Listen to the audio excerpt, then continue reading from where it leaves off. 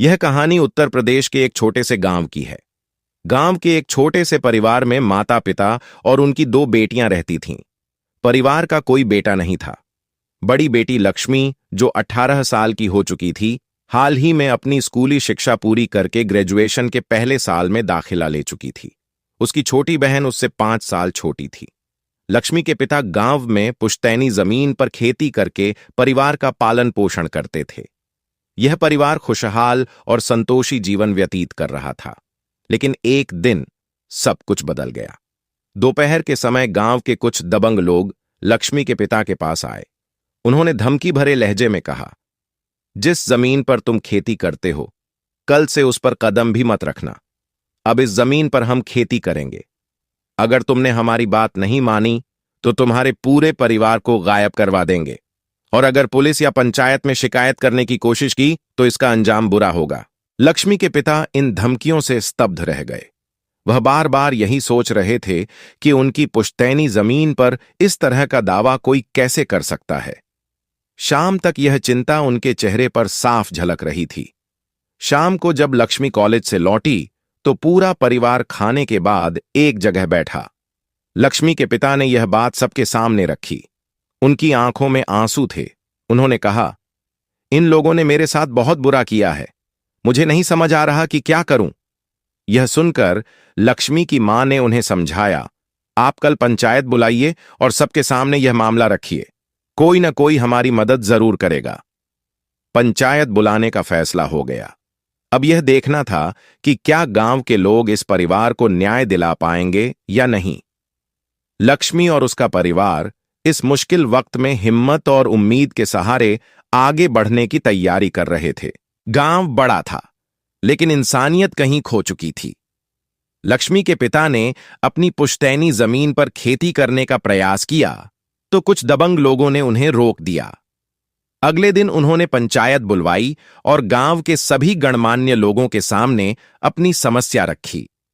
पंचायत में उन्होंने कहा, यह लोग मेरी पुश्तैनी जमीन हड़पना चाहते हैं और मुझे खेती करने से मना कर रहे हैं। पर वहां मौजूद लोग, जो उस दबंग व्यक्ति से डरते थे, चुप्पी साधे रहे। वह दबंग व्यक्ति ऐसा था जो किसी की बात नहीं सुनता था, और अगर कोई उसे टोकता तो वह उसका बुरा हाल कर देता। पंचायत के दौरान वह दबंग व्यक्ति भी वहां पहुंचा। उसने लक्ष्मी के पिता को सबके सामने अपमानित किया। यह देखकर लक्ष्मी के पिता की आंखों में आंसू आ गए। मन ही मन वह सोचने लगे कि इस अन्याय का समाधान कैसे होगा। पंचायत बिना किसी फैसले के खत्म हो गई। लक्ष्मी के पिता घर लौटे। उस दिन लक्ष्मी कॉलेज नहीं गई थी। उसने पिता की उदासी देखकर पूछा, पिताजी, पंचायत में क्या हुआ? लेकिन उसके पिता ने कोई जवाब नहीं दिया और सीधे घर के अंदर चले गए। पिता की इस हालत से लक्ष्मी परेशान हो गई। वह गांव में लोगों से पूछताछ करने लगी। सभी ने बताया कि पंचायत में उनके पिता की बहुत बेइज्जती हुई थी। यह सुनकर लक्ष्मी का दिल टूट गया। वह सोच में डूब गई कि अब क्या किया जाए। शाम ढलने लगी। लक्ष्मी और उसकी बहन सोने के लिए कमरे में चली गईं, लेकिन उनके माता पिता घर के दरवाजे पर बैठे बातें कर रहे थे। उनकी आवाज में दर्द और चिंता साफ झलक रही थी। लक्ष्मी के दिल में यह बात बैठ गई कि अन्याय के खिलाफ लड़ाई लड़नी होगी। अब वह अपने पिता के स्वाभिमान और हक के लिए कुछ बड़ा करने की सोच रही थी। क्या लक्ष्मी इस संघर्ष में अपने पिता का साथ दे पाएगी? क्या वह गांव के दबंग लोगों का सामना कर पाएगी? यह कहानी यहीं खत्म नहीं होती, बल्कि संघर्ष और साहस की एक नई शुरुआत है। रात का सन्नाटा गहराता जा रहा था, लेकिन लक्ष्मी की आंखों में नींद नहीं थी। वह बिस्तर पर लेटी अपनी बहन की ओर देखती रही। उसे समझ नहीं आ रहा था कि अपने पिता के साथ हुए अन्याय का जवाब कैसे दिया जाए। अचानक एक विचार ने उसकी सोच को झकझोर दिया। सुबह होते ही लक्ष्मी ने ठान लिया कि वह गांव के मुखिया से बात करेगी। मुखिया ही थे जो पंचायत में फैसला कर सकते थे। वह अपने पिता से कुछ कहे बिना सीधे मुखिया के घर पहुंची। मुखिया ने लक्ष्मी की बात सुनते ही उसे रोक दिया और कहा, बेटी, मैं जानता हूं कि तुम्हारे पिता के साथ अन्याय हुआ है, लेकिन वह आदमी बहुत ताकतवर है। उससे टकराने का मतलब है खुद को मुसीबत में डालना। लक्ष्मी ने उनकी बात सुनी और जवाब दिया, मुखिया जी, अगर हर कोई डरता रहेगा तो ऐसे लोग और ताकतवर हो जाएंगे। मैं अपने पिता का सम्मान वापस लाकर रहूंगी, चाहे इसके लिए मुझे कुछ भी करना पड़े। मुखिया उसकी हिम्मत देखकर चुप हो गए, लेकिन लक्ष्मी समझ गई कि उसे खुद ही इस लड़ाई का रास्ता निकालना होगा। लक्ष्मी ने गांव के कुछ युवाओं को साथ लिया और उन्हें अपनी योजना बताई। वह चाहती थी कि पंचायत के अगले सत्र में वह सबूत और गवाहों के साथ जाए। इसके लिए उसने उन बुजुर्गों और किसानों से बात की जिन्होंने कभी उस दबंग के अन्याय का सामना किया था। धीरे धीरे लक्ष्मी को लोगों का समर्थन मिलने लगा। गांव के कई लोग उसकी हिम्मत और दृढ़ता से प्रभावित हुए। उन्होंने अपनी कहानियां साझा कीं और पंचायत में गवाही देने का वादा किया। लक्ष्मी के पिता, जो अब तक चुप और उदास थे, अपनी बेटी की मेहनत और साहस देखकर प्रेरित हुए। उन्होंने खुद भी पंचायत में जाने और अपनी बात मजबूती से रखने का फैसला किया। लक्ष्मी के पिता ने महसूस किया कि जब उनकी बेटी उनके लिए लड़ने को तैयार है, तो उन्हें भी हार नहीं माननी चाहिए। पंचायत फिर से बुलाई गई। इस बार माहौल अलग था। लक्ष्मी के साथ गांव के कई लोग खड़े थे। उसने पंचायत के सामने सबूत पेश किए, गवाहों को बुलाया और अपनी बात पूरी ताकत से रखी।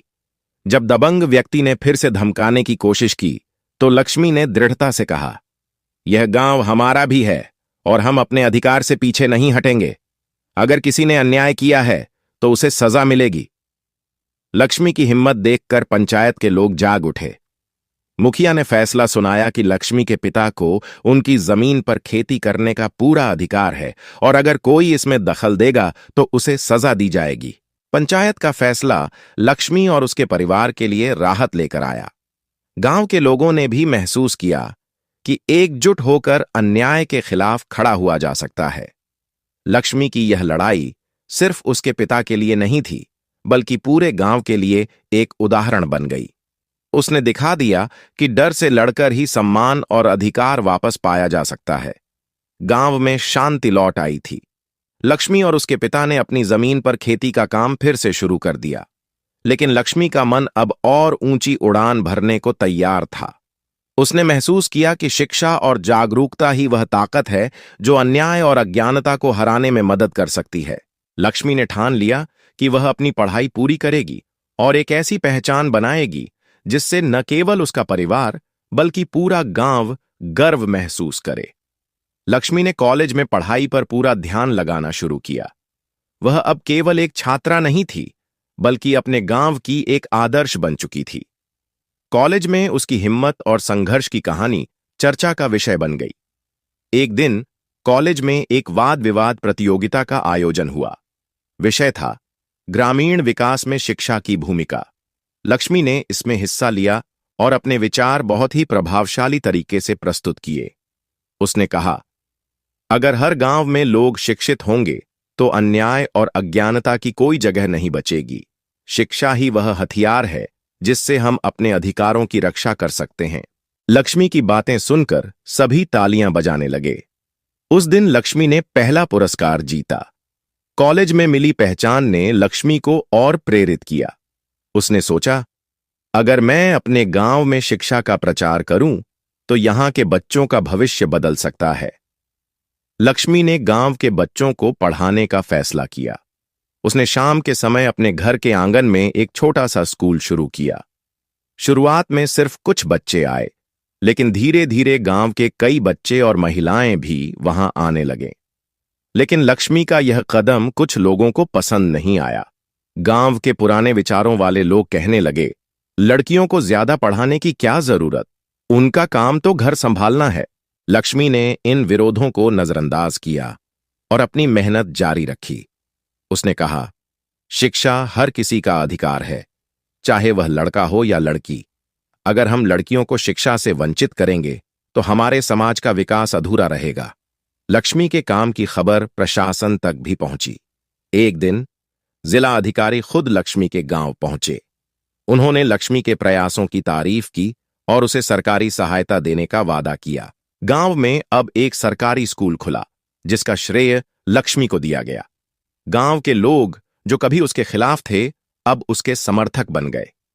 लक्ष्मी की मेहनत और हिम्मत ने न केवल उसके परिवार का जीवन बदला, बल्कि पूरे गांव को एक नई दिशा दी। अब गांव में शिक्षा, एकता और न्याय की एक नई लहर थी। लक्ष्मी का संघर्ष यह साबित करता है कि अगर आप में साहस और संकल्प है तो आप हर मुश्किल को पार कर सकते हैं। गांव में बदलाव की लहर लाने के बाद लक्ष्मी का नाम जिले में मशहूर हो गया। उसका सपना था कि वह अपने गांव और अन्य ग्रामीण इलाकों के लिए बड़े पैमाने पर कुछ करे। उसने महसूस किया कि शिक्षा, अन्याय के खिलाफ लड़ाई और सामुदायिक विकास के प्रयास केवल गांव तक सीमित नहीं रह सकते। लक्ष्मी ने एक दिन अपने पिता से कहा, पिताजी, मुझे अब अपनी पढ़ाई पूरी करने के लिए बड़े शहर जाना होगा। मैं गांव के लिए और बेहतर करना चाहती हूं। पिता, जो अब अपनी बेटी की ताकत और संकल्प को पहचानते थे, ने तुरंत सहमति दी। लक्ष्मी ने शहर के एक बड़े विश्वविद्यालय में दाखिला लिया। वहां का माहौल उसके लिए बिल्कुल नया था, लेकिन उसने कभी खुद को अलग महसूस नहीं किया। अपने संघर्षों और गांव में किए गए कामों ने उसे आत्मविश्वास से भर दिया था। विश्वविद्यालय में उसने समाजशास्त्र और ग्रामीण विकास की पढ़ाई शुरू की। वहां उसने अपने जैसे कई और छात्रों से मुलाकात की जो अपने अपने क्षेत्रों में बदलाव लाना चाहते थे। लक्ष्मी ने न केवल पढ़ाई में उत्कृष्टता हासिल की, बल्कि विभिन्न सामाजिक परियोजनाओं में भी हिस्सा लिया। एक दिन लक्ष्मी को एक बड़े सामाजिक सम्मेलन में बोलने का मौका मिला। यह सम्मेलन ग्रामीण विकास और महिला सशक्तिकरण पर केंद्रित था। लक्ष्मी ने अपने गांव की कहानी और अपने संघर्षों को पूरे जोश और जुनून के साथ साझा किया। उसने कहा, गांवों को बदलने के लिए सबसे जरूरी है शिक्षा, जागरूकता और एकता। अगर हर कोई अपनी जिम्मेदारी समझे तो बदलाव असंभव नहीं है। उसके विचार और अनुभव ने सभी को प्रभावित किया। सम्मेलन के बाद कई सामाजिक संगठनों और सरकारी अधिकारियों ने उससे संपर्क किया और उसे अपने प्रयासों में शामिल होने का निमंत्रण दिया। लक्ष्मी अब एक राष्ट्रीय पहचान बन चुकी थी।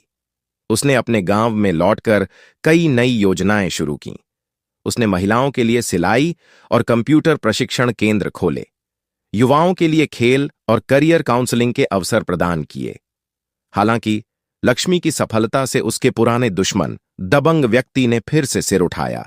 जेल से छूटने के बाद उसने लक्ष्मी के प्रयासों को बाधित करने की कोशिश की, लेकिन इस बार लक्ष्मी अकेली नहीं थी। उसके साथ पूरा गांव खड़ा था।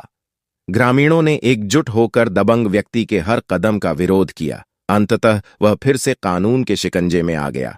लक्ष्मी अब सिर्फ एक लड़की नहीं थी, वह बदलाव और साहस की प्रतीक बन चुकी थी। उसने साबित कर दिया कि अगर इरादे मजबूत हों तो कोई भी बाधा आपकी राह में नहीं आ सकती। लक्ष्मी का सफर अभी खत्म नहीं हुआ। क्या वह राजनीति में कदम रखेगी? क्या वह पूरे राज्य में शिक्षा और विकास के नए कीर्तिमान स्थापित करेगी? लक्ष्मी की कहानी बदलाव और संघर्ष की प्रेरणा देती रहेगी। लक्ष्मी ने अपने गांव और जिले में बदलाव की ऐसी लहर ला दी थी जिसे अनदेखा करना अब संभव नहीं था। उसकी मेहनत, संघर्ष और सफलता ने उसे न केवल अपने गांव का हीरो बनाया, बल्कि पूरे राज्य और देश में एक मिसाल के रूप में खड़ा कर दिया। लक्ष्मी ने महसूस किया कि अगर उसे बड़े पैमाने पर बदलाव लाना है तो उसे निर्णय लेने की ताकत चाहिए। गांव वालों और समाज के समर्थन से उसने पंचायत चुनाव लड़ा और सर्वसम्मति से जीत हासिल की।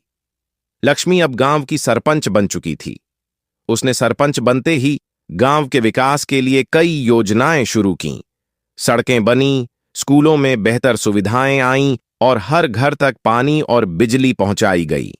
सबसे बड़ी बात यह थी कि उसने हर लड़की को स्कूल भेजने का अभियान शुरू किया और यह सुनिश्चित किया कि कोई भी शिक्षा से वंचित न रहे। लक्ष्मी के पुराने दुश्मन दबंग व्यक्ति ने एक बार फिर अपनी ताकत दिखाने की कोशिश की, लेकिन इस बार लक्ष्मी ने कानूनी और सामाजिक दोनों तरीकों से उसे ऐसा सबक सिखाया कि वह गांव छोड़कर हमेशा के लिए चला गया। गांव में अब डर का माहौल खत्म हो चुका था। लोग खुलकर अपने विचार रख सकते थे और अपनी समस्याएं पंचायत तक पहुंचा सकते थे। लक्ष्मी की सफलता ने आसपास के गांवों को भी प्रेरित किया। अन्य गांवों की महिलाएं और युवा उससे मिलने आते और सीखते कि वे अपने समाज में बदलाव कैसे ला सकते हैं। एक दिन एक बड़ा सम्मान समारोह आयोजित किया गया। जहां लक्ष्मी को राज्य सरकार द्वारा ग्रामीण विकास की प्रतीक के रूप में सम्मानित किया गया। यह सम्मान सिर्फ लक्ष्मी का नहीं, बल्कि उन सभी का था जिन्होंने उसके साथ मिलकर बदलाव की कहानी लिखी।